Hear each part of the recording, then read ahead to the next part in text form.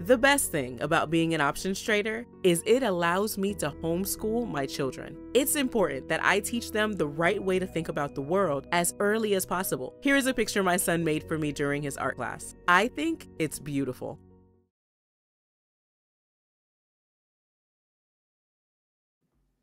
Thanks for watching this video. We're going to go into my reaction of Reventure Consulting talking about the Orlando, Florida housing market forecast for 2024.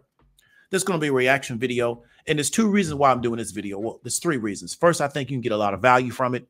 The second reason is that I'm glad he went into a localized market as opposed to just giving a nationwide view.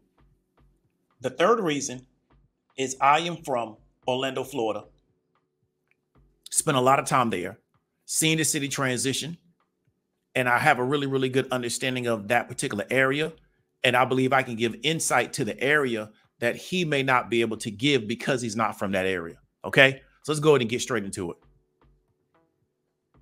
The Orlando housing market has gone through a massive shift over the last year. We're now seeing way more inventory hit the market, way more listings, way more sellers cut the price. Trends which are indicating a weakening housing market, suggesting that we could be on the precipice of a big collapse in home prices in Orlando. However, this is something that a lot of people have been predicting in Orlando for the last 2 or 3 years, and so far it hasn't happened. Okay, so a big collapse in home prices, will we call that a 20% cut, a 30% cut? Like what we call, how do we define collapse? Because at the end of the day, you're going to have to buy a house on a price, and therefore the amount that the house costs is going to be important. So, you know, kind of using the term collapse is one thing.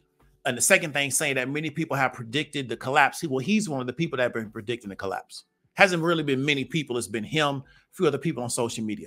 Now, no disrespect to him. He's made a great business with this type of entertainment content.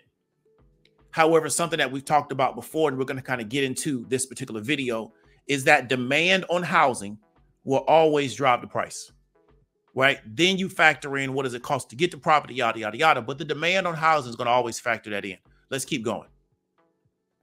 So I understand some of you are skeptical at this point that home prices in Orlando can and will crash. So let's dig into the data in this video so you as a home buyer or investor in Orlando can make a more informed decision. And first things first, let's start simple. Let's look at the typical value of a house in the Orlando metro, which you can see is pretty big. We're going to get into some of the specific areas in Orlando in a second. But overall, you can see the typical value of a house in Orlando is up to $395,000. Okay, and if you looked at that map that he pulled up, they're calling the Orlando metro area Orlando, Kissimmee, and Sanford. And that's the metro, right? And there's a very big metro area. If we go back to it, let me go back to it real quick. So here's what they're calling the Orlando metro area. And if you look at it, we're going all the way north up to Mount Dora, all the way south, way south of Kissimmee. And so, yeah, that's the metro, but that's really not the areas that people really want to live in, right? And that's something I want you to understand when you're looking at the Orlando area. The metro area is really, really big, but the really, truly desirable areas, it's really not Sanford. It's really not Mount Dora, right? It's really the area of Orlando and maybe really legit, maybe 30 minutes north, south, east, west of the city. Now, Sanford's nice, but it's not the area that a lot of people are really looking to live in. You know, if you look at Kissimmee on the map now, if you keep going farther south, you know, you maybe can be 2 hours south of the city, but still considered the metro. Those are not areas that people really, really, really want to live in. Nice areas, a lot of land, a lot of space. So when you're looking at the housing price, that's going to be the average price of all of these areas, but still not the most desirable in-demand areas. Let's keep going. Metro, which you can see is pretty big. We're going to get into some of the specific areas in Orlando in a second. But overall, you can see the typical value of a house in Orlando is up to $395,000, which is significantly higher than it was before the pandemic by about 50, 60%. So we've had massive appreciation since the pandemic. That appreciation has slowed. However, the prices are still very, very high. However, I don't think they're going to stay so high for long, because one of the big shifts we've seen in Orlando recently is a big surge in inventory and listings. And it's this surge in inventory and listing, which is telling you that the market has changed significantly over the last year. We have a big decrease in buyers with a big increase in sellers. And that's now leaving way more homes available for sale and sitting on the market. With the for sale inventory in the Orlando housing market skyrocketing up to 9,100 homes in the spring of 2024. So 9,100 homes for sale in the Orlando metro, which you can see, folks, is almost 4 times higher than the low that occurred in March 2022 at the peak of the pandemic boom. Okay, wanted to stop it real quick. So here's how he's kind of looking at this scenario, how he's trying to frame it, is that this increase in for sale inventory, right, is a characteristic of him believing that it's going to crash. But here's kind of how I would look at it. Well, first, I see in 2019, we have more homes.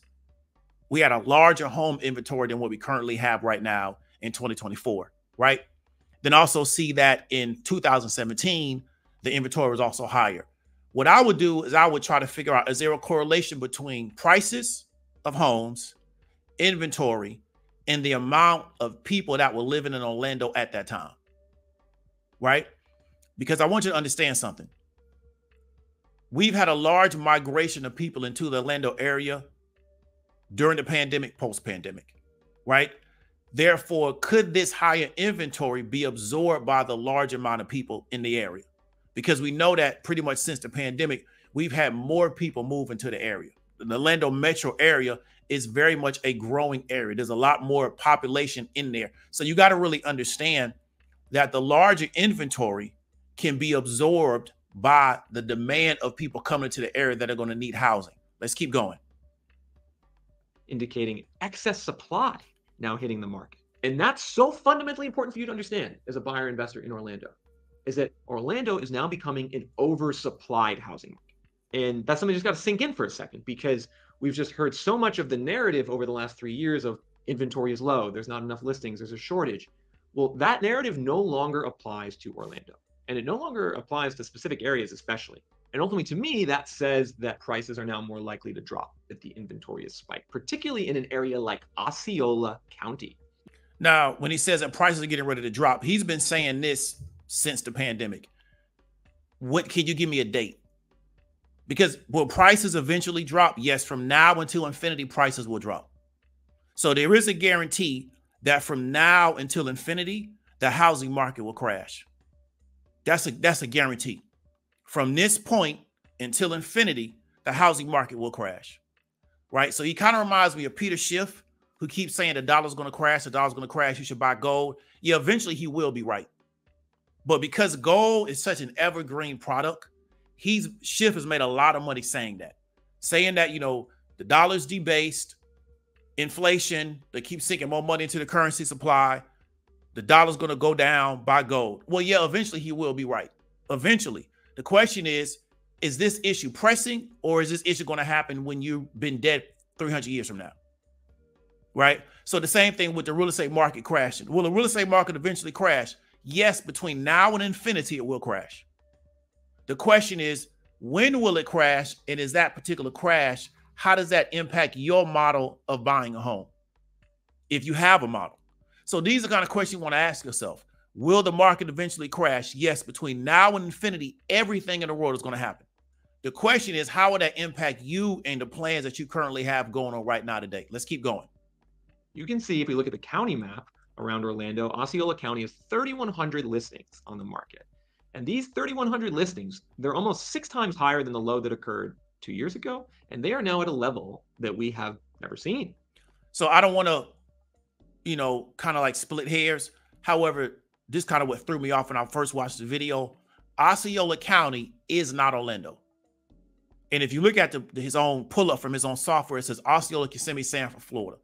Right? Osceola County is not Orlando. There's a really, really small amount of Orlando that may be in Osceola County.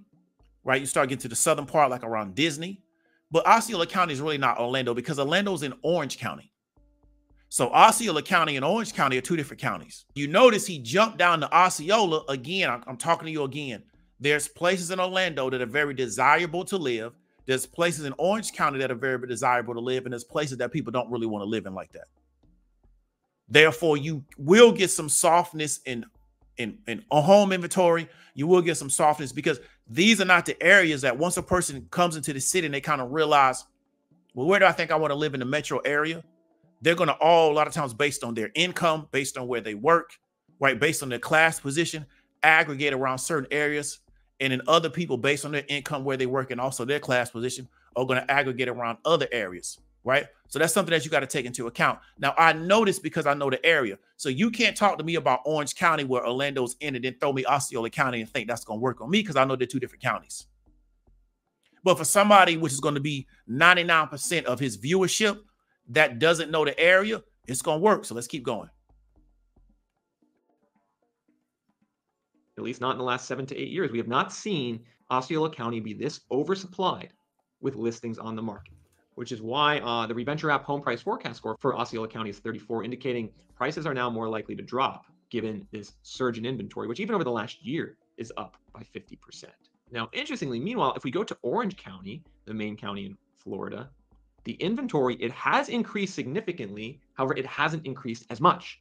You can see there's 3,400 homes on the market in Orange County, which is now above slightly the long-term average, but it's somewhat below the pre-pandemic level. So this suggests that Orange County market is a bit tighter. It's a bit stronger than Osceola County right now, which is why Reventure app is suggesting prices for now in Orange County are stable. However, as you can see, the inventory month by month keeps creeping up.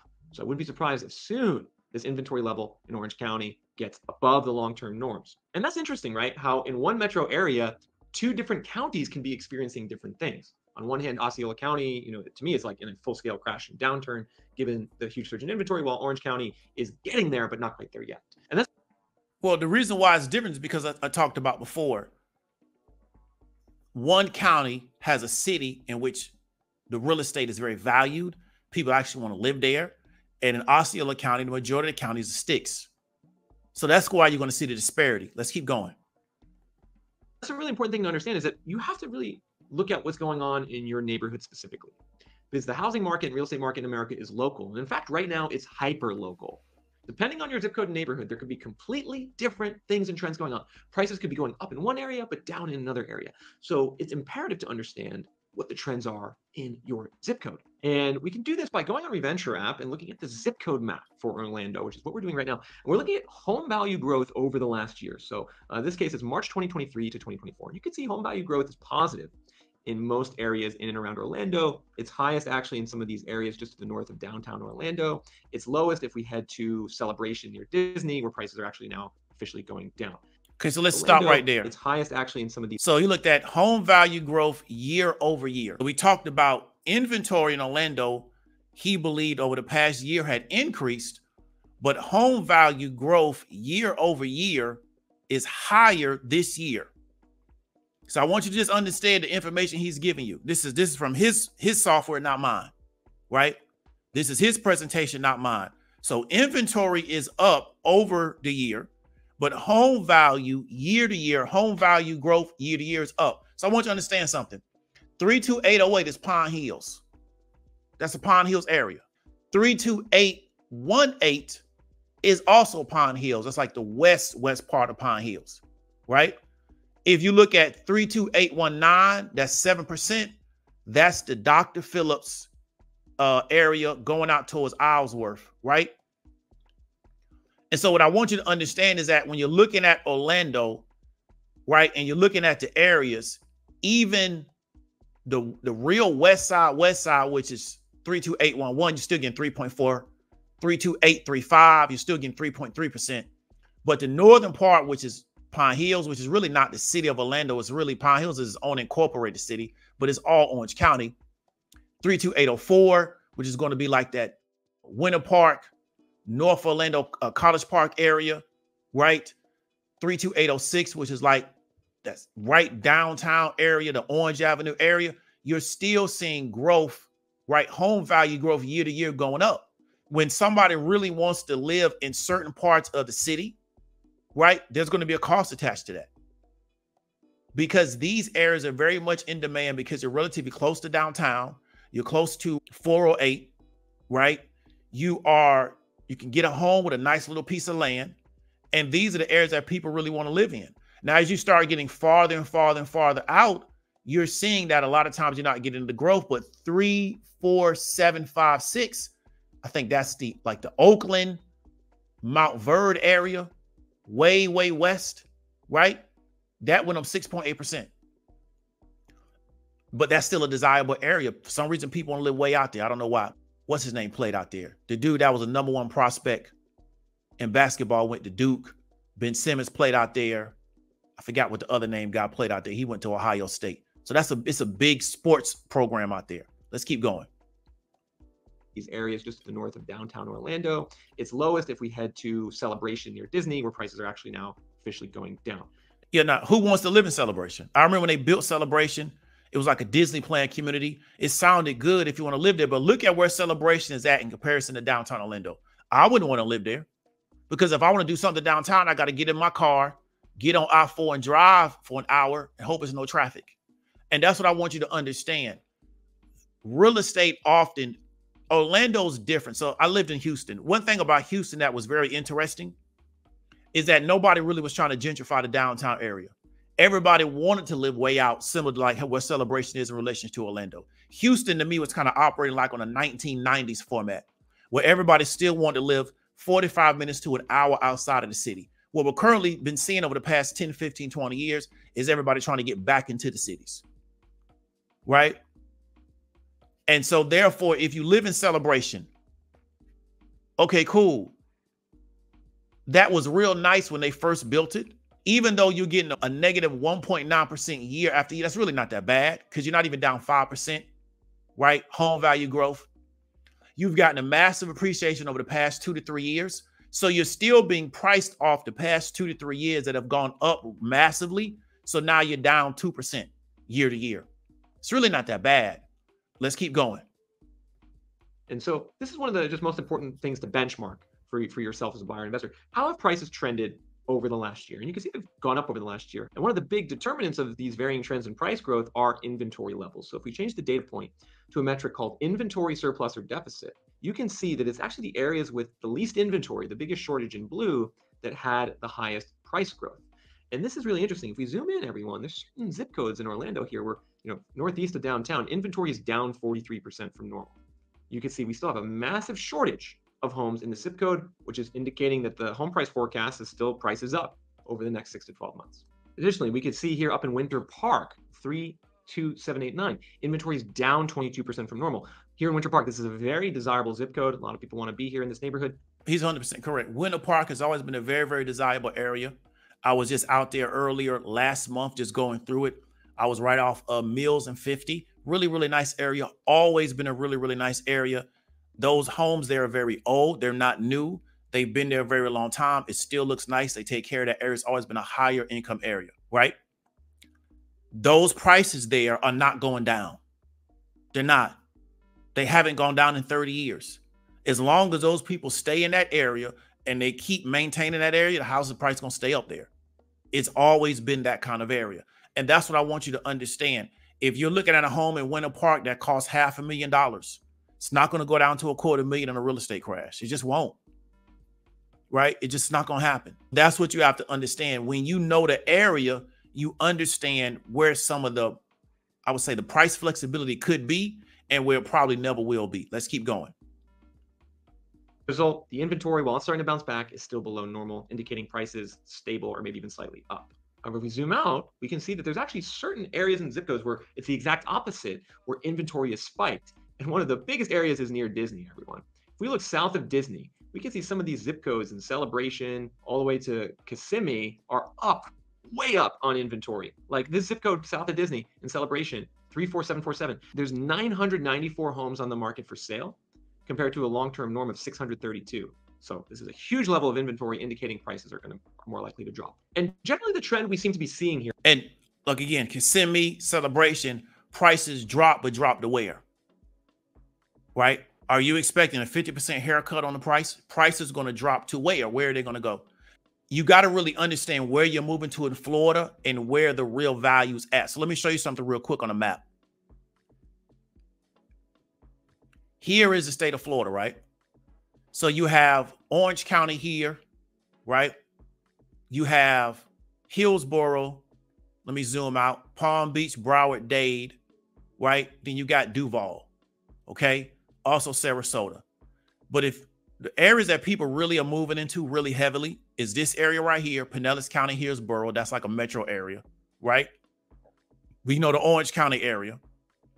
This area right here, the Miami-Dade area, right? And then this Duval area.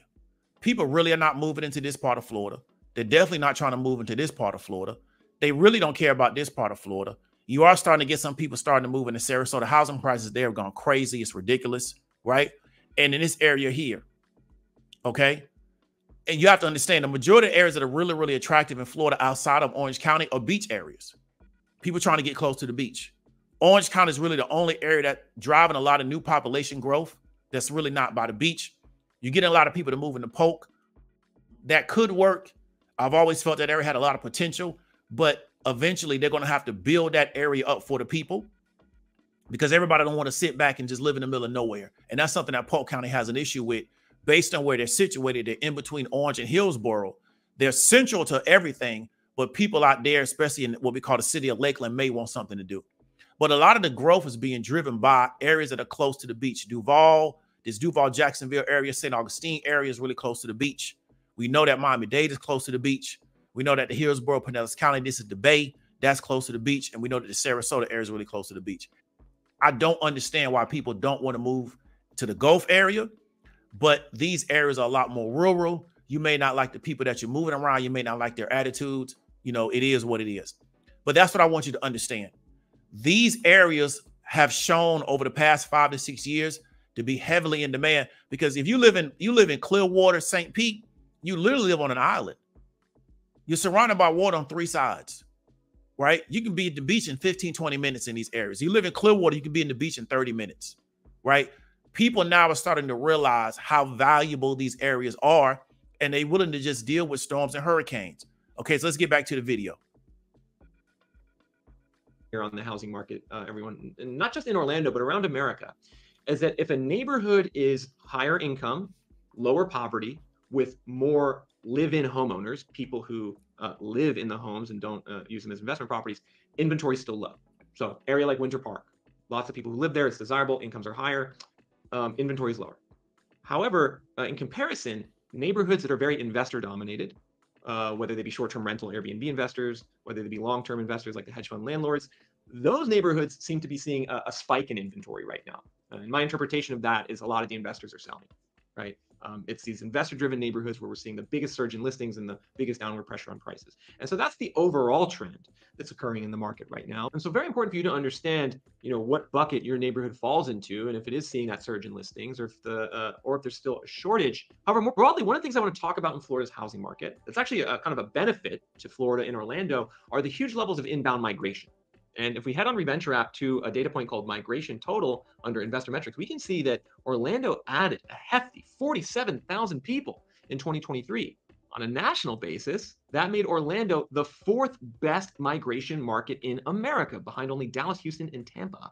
So Orlando certainly adding a lot of people. And you can see Orlando's always added lots of people. Every year since 1991, Orlando has added people to its population. So if you buy into Orlando's housing market, you are buying into one of the highest growth markets in America that will likely continue to add people for a long time. And that's great. It means if you have a long-term investment horizon, 10 plus years, you're likely going to do pretty well buying in Orlando.